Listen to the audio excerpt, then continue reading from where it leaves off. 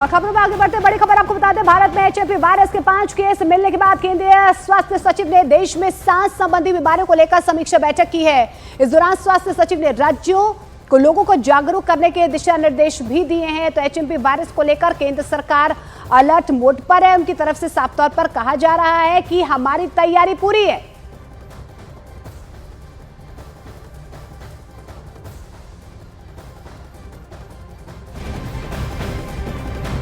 तो बड़ी खबर आपको बता दें, एचएमपी वायरस ने भारत में दस्तक दे दी है। देश में एचएमपी वायरस का 5वां मामला सामने आया है। तो वहीं केंद्र सरकार देश में फैल रहे एचएमपी वायरस को लेकर अलर्ट मोड पर है और हालात पर पूरी निगरानी रखे हुए है।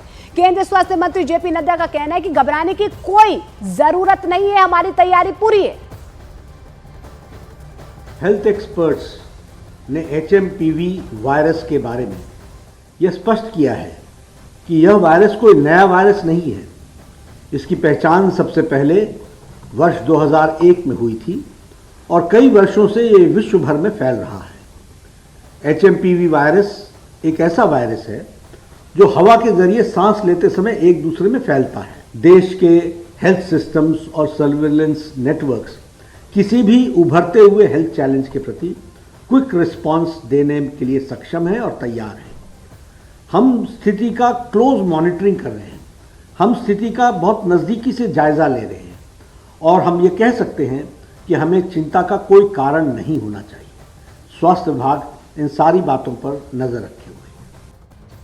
तो भारत में एचएमपीवी यानी कि ह्यूमन मेटान्यूमो वायरस के अब तक 5 केस मिल चुके हैं।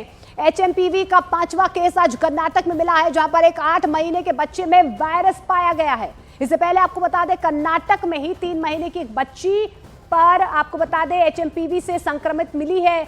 दोनों बच्चों की जांच बेंगलुरु के अस्पताल में चल रही है, जबकि एचएमपीवी का तीसरा केस गुजरात के अहमदाबाद में मिला है, जहां पर एक 2 महीने के बच्चे में एचएमपीवी का संक्रमण पाया गया है। एचएमपीवी का एक केस कोलकाता से भी सामने आया है, वहां पर 6 महीने का बच्चा संक्रमित मिला है। जबकि राजस्थान की बात कर लेते हैं, राजस्थान के डूंगरपुर में भी 2 महीने का बच्चा इस वायरस से संक्रमित मिला है। इधर आपको बता दें, कर्नाटक में एचएमपीवी के 2 मामले मिलते ही राज्य सरकार एक्टिव हो गई है। सीएम ने सभी और डॉक्यूमेंट भी बनाए जाएंगे। Immediately I talked to Mr. Dinesh Gundu Rao, who is in charge of the health department, and he responded quickly and he took up a meeting with the department, and whatever decision he takes, the government will implement it.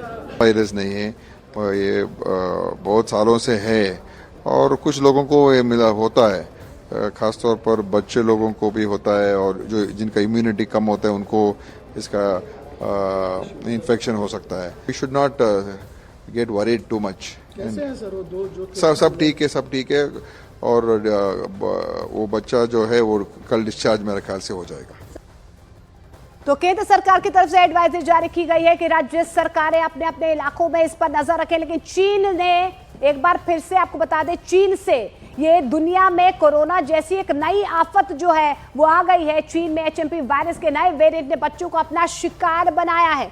चलिए अब आपको बताते हैं कि इस virus से सबसे ज्यादा खतरा किसे है। बच्चे, बुजुर्ग और कमजोर इम्यून सिस्टम वाले लोग इससे सबसे ज्यादा प्रभावित हो सकते हैं।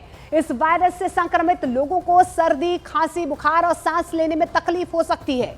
यह वायरस खांसने और छींकने, संक्रमित व्यक्ति को छूने और संक्रमित के संपर्क में आने से भी फैलता है। ये वायरस जो है बच्चों के लिए ज्यादा खतरनाक है। इससे बच्चों में निमोनिया जैसे लक्षण भी दिख सकते हैं।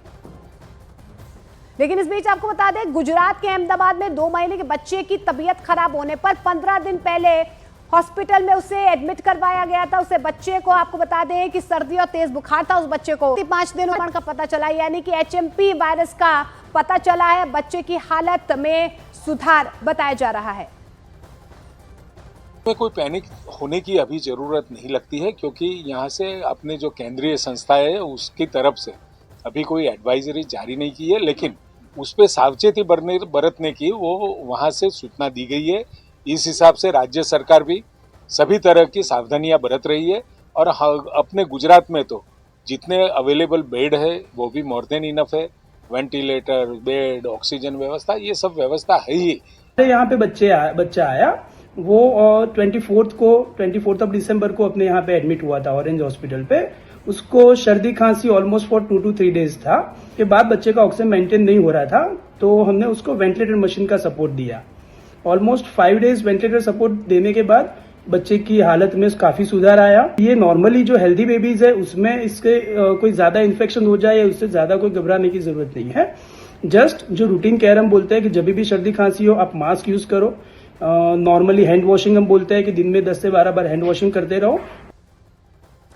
अब आप ये भी जान लीजिए कि एचएमपी वायरस के लक्षण आखिर क्या हो सकते हैं। अगर आपको भी ये लक्षण है तो आपको फौरन डॉक्टर से मिलने की जरूरत है।